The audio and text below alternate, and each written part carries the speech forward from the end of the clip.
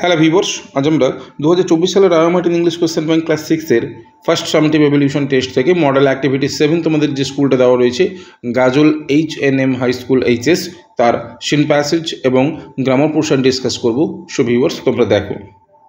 First of all তোমাদের এখানে যে রিডিং কম্প্রিহেনশন সিনটা দেওয়া রয়েছে পোয়েম, এটা ক্রিস্টিনা জর্জিনা রসেটির লেখা দ্য রেনবো থেকে নেওয়া হয়েছে।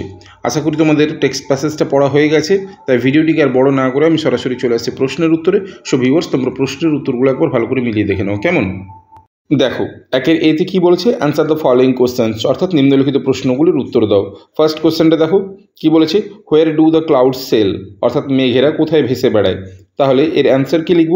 দেখো, the cloud sail across the sky, অর্থাৎ মেঘেরা আকাশ জুড়ে ভেসে বেড়ায়।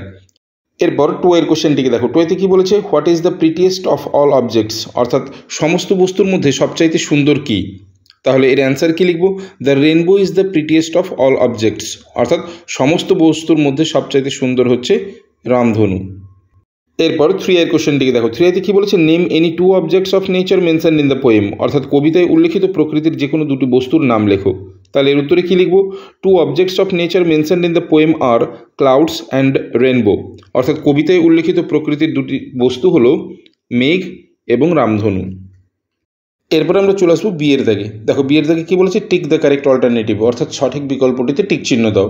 ফার্স্ট কোশ্চেনটা দেখো কি বলেছে, দ্য বো স্ট্যান্ডস ফর, অপশান চারটে রয়েছে, রেনবো, রিভার, রোড, রিবন। এখানে সঠিক অ্যান্সার হবে অপশান এ, রেনবো। এরপর টু আইতে দেখো, টু আইতে কি বলেছে, in the poem the boat sails on the, অর্থাৎ কবিতায় নৌকা পাল তোলে কোথায়। অপশান চারটে রয়েছে, লেকস, পন্ডস, ক্যানেলস, রিভার্স। সঠিক অ্যান্সার হবে অপশান ডি, রিভার্স।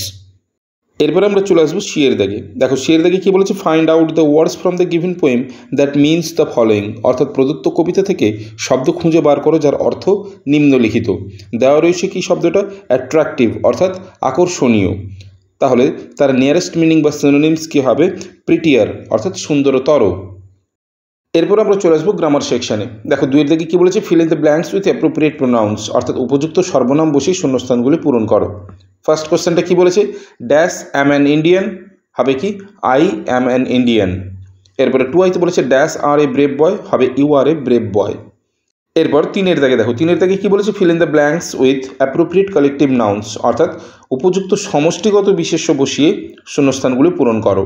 দেখো, আয়ের দাগে কী বলেছে, the dash of cows was grazing in the field, হবে কি দ্য হার্ড অফ কাউজ, অর্থাৎ একপাল গরু মাঠে বিচরণ করছে। এরপরে টু আইতে বলেছে, she gifted me a dash of flowers, হবে কি a bouquet of flowers. Okay, so viewers, এই ছিল তোমাদের মডেল অ্যাক্টিভিটি 7 গাজল HNM হাই স্কুল HS এর সিন প্যাসেজ এবং গ্রামার পোর্শনের সম্পূর্ণ ভিডিও। যদি ভালো লেগে থাকে তাহলে অবশ্যই লাইক করে দিও। এছাড়া তোমরা যারা আমার চ্যানেলে নতুন, অবশ্যই চ্যানেলটিকে সাবস্ক্রাইব করে রাখো পরবর্তী সময় এরকম আরও ভিডিওগুলি পাওয়ার জন্য। সো ভিউয়ার্স, আজ এ পর্যন্তই, কথা হবে নেক্সট ভিডিওতে। Till then, by.